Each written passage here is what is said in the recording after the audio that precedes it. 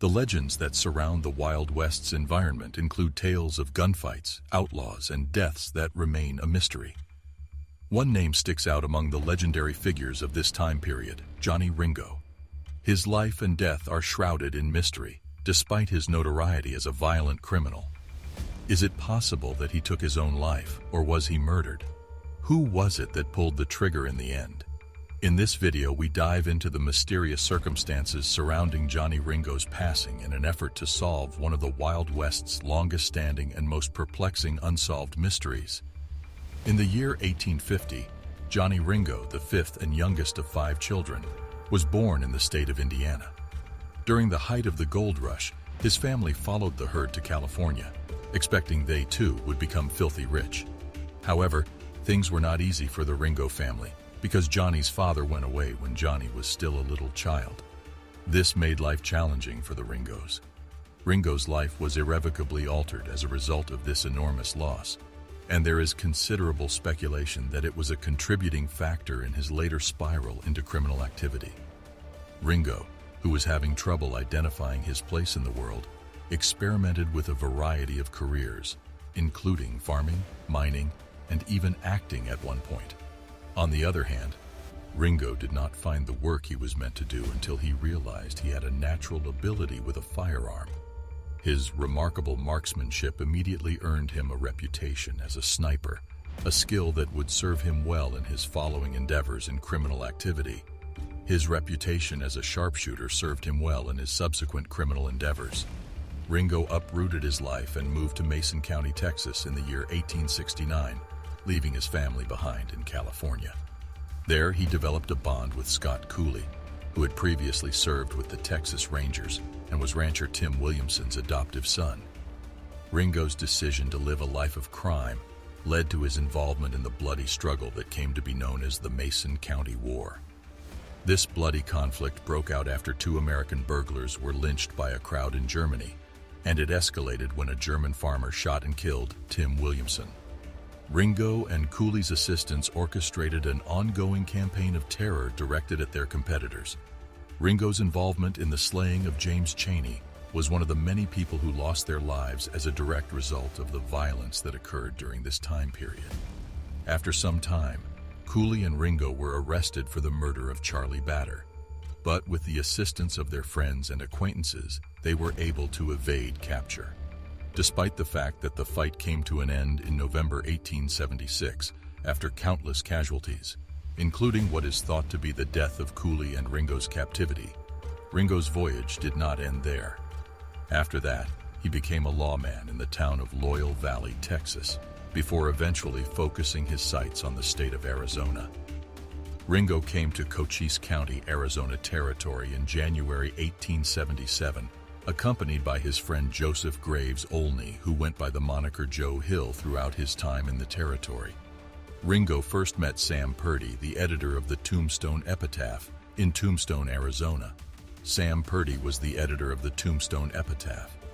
Purdy would later describe a chat with Ringo in which the outlaw shared his conviction that the violent conclusion to his life was drawing near. Ringo stated that he was running out of time, saying that he could live for a few more years or perhaps for a handful of days more. Ringo was a member of the band The Beatles. His reputation in Tombstone portrayed a picture of a person with a fiery temper, and the newspapers in the area sometimes referred to him as Ringold. Ringo referred to himself as a speculator when he entered his information into the Cochise County Great Register in the year 1882. However, the fact that he was involved in criminal activities and that he was associated with the Cochise County Cowboys, a group of outlaws with just a tenuous connection to one another, continued to raise concerns. On January 17, 1882, Ringo found himself in a furious encounter with another legendary person from the Wild West, who went by the name of Doc Holliday. As a result of the event, both of them were taken into custody by Chief James Flynn of the Tombstone Police Department for carrying weapons within the city limits. After Ringo and Holliday had been taken into custody, they appeared in front of Judge William H. Stillwell, who fined both of them for their offense. Nevertheless, Ringo's run-ins with the law were far from done at that point. Ringo was brought up on charges of a robbery that had taken place in Galeville, and Judge Stillwell was in charge of the case. In the end, Ringo was apprehended again and sentenced to prison on May 20, 1882. According to the historical archives, the Earp brothers had a sneaking suspicion that Ringo was engaged in the ambush that took place on December 28, 1881, targeting Virgil Earp. It is thought that the Earps' efforts to clean up the town of Tombstone were the impetus behind this attack, which severely incapacitated Virgil and left him unable to work. In addition to this, it was speculated that Ringo was involved in the slaying of Morgan Earp on March 18, 1882. This was a theory that was widely held at the time. Morgan was shot and killed in a Tombstone bar where he was playing billiards at the time of his death. After his brother Morgan was killed, Wyatt Earp, who was the United States Deputy Marshal at the time, and his crew set out to seek justice.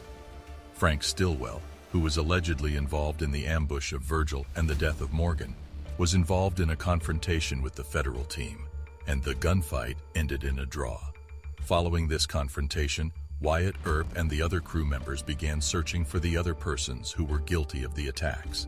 In the midst of this time of violence, Cochise County Sheriff Johnny Bean was given a warrant by a judge in Tucson to target Wyatt Earp, Doc Holliday, and Ringo, who represented 19 other men, the majority of whom were Stillwell's buddies. Wyatt Earp was seen in a gunfight with Curly Bill Brocious, one of Ringo's closest associates, during an event that became known as the Vendetta Ride. Iron Springs, now called Mesquite Springs and located around 20 miles from Tombstone, was the site of this confrontation.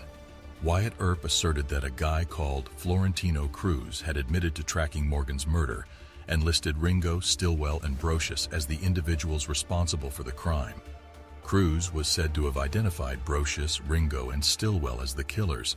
However, recent research has raised questions about the veracity of Earp's account.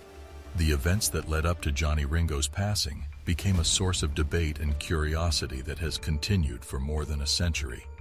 His body was found in Turkey Creek Canyon in the vicinity of Tombstone, Arizona, on July 14, 1882.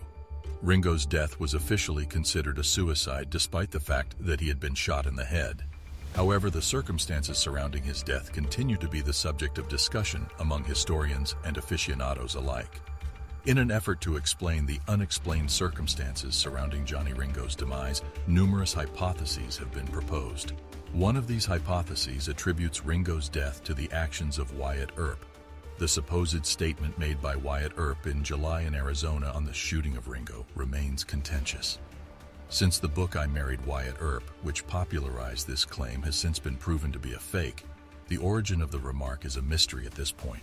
Despite this, others maintain that Earp had reasons to eliminate Ringo, despite the fact that Earp himself denied the claim in 1896.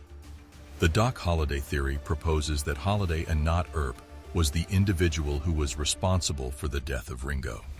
This hypothesis became better known as a result of the movie Tombstone. However, it appears from the court records that Holliday faced theft charges in Colorado when Ringo passed away. In addition, a newspaper report places Holliday nearly 900 kilometers distant from the location of the homicide, which makes it extremely unlikely that he was involved in the crime. The death of Johnny Ringo remains a mystery, with various theories proposed. One suggests that Michael O'Rourke, a gambler with a grudge against Ringo, may have killed him to avenge the death of Brocious. Ringo's life and death continue to captivate Western enthusiasts and historians, but the true circumstances, whether suicide, murder, or a personal vendetta, may forever remain unknown. That's all for today. Let us know your thoughts in the comments below, and don't forget to like, share, and subscribe to our channel for more videos. See you next time.